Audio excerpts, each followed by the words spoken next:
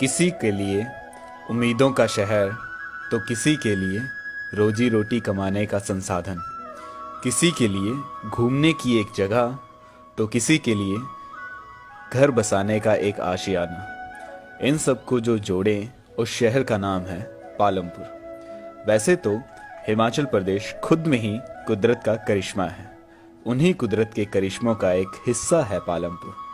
सूरज की किरण गिरते चमकती हैं जिसकी बर्फीली चोटियां, हरियाली के रंग में रंगे हुए चाय के वो बागान, शिक्षा एवं विज्ञान के जहां है प्रस्थान, सैलानियों को छोटी छोटी खुशियां देने वाले वो काम, तभी तो खूबसूरत है इसका नाम। वीर जवानों को जिसने जन्म दिया, खुद के बलिदान से शहर के इस नाम को अमर किया।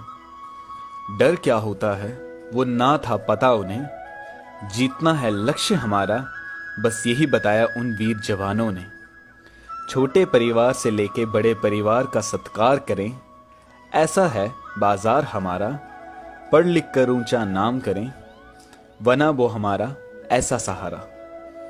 कृषि है जीवन का सत्य प्यारा, अपनाओ इसे, ये है पालमपुर का नारा। विज्ञान है जीवन का एक नया सितारा, बताएं शहर को वो एक ध्रुव का तारा। गांव गांव के लोग भी बोलें, देखो कितना बांका पालमपुर हमारा।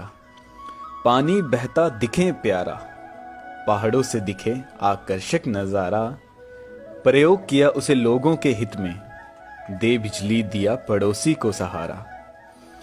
देख जिसे खिल उठे विचार, सौरभ न्यूगल बने आकर्षण सायंकाल। देवभूमि है हिमाचल का नाम, पर पालमपुर को भी मिला है वरदान। जखनी माँ और माँ विंध्यावासिनी करती दुखों का निर्वाण। सैलानी होते आकर्षित जिससे, उस सभ्यता को दिया है नाम। भेड़ बकरी चरा अपने शहर का किया है ऊंचा नाम। बस ये तो एक छोटी सी झलक थी, जानना है पूरा तो आओ हमारे शहर। हम सब मिलके करेंगे सत्कार तुम्हारा। जय हिमाचल, जय पालमपुर। मैं doctor Ramesh Sharma, MA MPhil PhD शिक्षा विभाग से सेवानिवृत्त हुआ हूँ।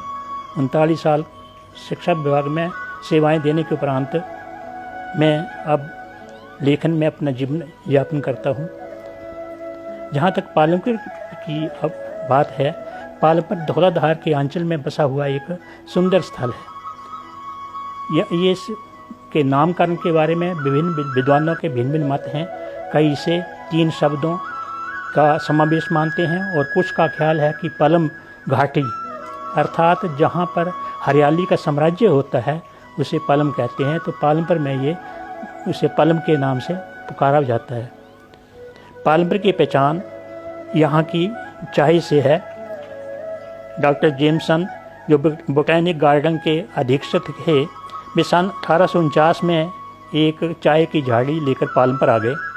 उन्होंने उसे यहाँ रोपित कर दिया और उनका प्रयोग सफल रहा। देखते ही देखते पालमपुर यूरोपीय चाय उत्पादक राज्यों का एक केंद्र बिंदु बन गया। पालमपुर में अनेक विकास हुए, अनेक मील पत्थर स्थापित किए पालमपुर ने। सन 1927 में हाइड्रो परियोजना की एक शुरुआत हुई। 15 अगस्त 1947 को जब भारत आज़ाद हुआ, उसके उपरांत सन 1978 में चौधरी श्रवण कुमार कृषि विश्वविद्यालय की स्थापना हुई। उसके उपरांत सन 1983 में वैज्ञानिक एवं औद्योगिक अनुसंधान परिषद की स्थापना हुई, जो कि भारत के प्रमुख राष्ट्रीय अनुसंधान और विकास संगठन में एक है। पालमपुर को यदि हम वीरों और सपूतों की धरती कहें तो अतिशयोक्ति न होगी। प्रथम शौर्य चक्र विजेता सोमनाथ शर्मा यहाँ पालमपुर के डाढ़ गांव के थे। इसके उपरांत ही कारगिल युद्ध हुआ। उसके हमारे जो हिमाचल के सैनिकों ने भी अहम भूमिका निभाई, लेकिन पालमपुर उसमें सबसे आगे था। कारगिल युद्ध का सबसे पहले शहीद सौरभ कालिया पालमपुर के थे। इसके साथ ही विक्रम बत्रा, जिन्होंने कि हंसते हंसते मातृभूमि की बलिवेदी पर अपने तन मन जीवन अर्पित कर दिया, और उनके शब्द थे, ये दिल मांगे मोर। इसके साथ ही बनूरी गांव के सुधीर बालिया, उन्होंने भी मातृभूमि की रक्षा करते हुए अपना जीवन इस धरा को दे दिया था। ये वर्णन अधूरा ही रह जाएगा यदि हम अंद्रेक्टा में स्थापित शोभा सिंह गैलरी का वर्णन ना करें। इसके साथ ही पालमपुर के सौंदर्य को चार चांद लगाने के लिए और शिक्षा में एक नया आयाम स्थापित करने के लिए सेंट जॉन चर्च की स्थापना हुई। इसके साथ ही पालमपुर ने शिक्षा जगत में अनेक उपलब्धियां स्थापित की हैं। कहना न होगा कि पालमपुर में हर एक समय एक विकास यात्रा शुरू है, जो कि आज चलते चलते अपने चरम उत्कर्ष तक पहुंच रही है।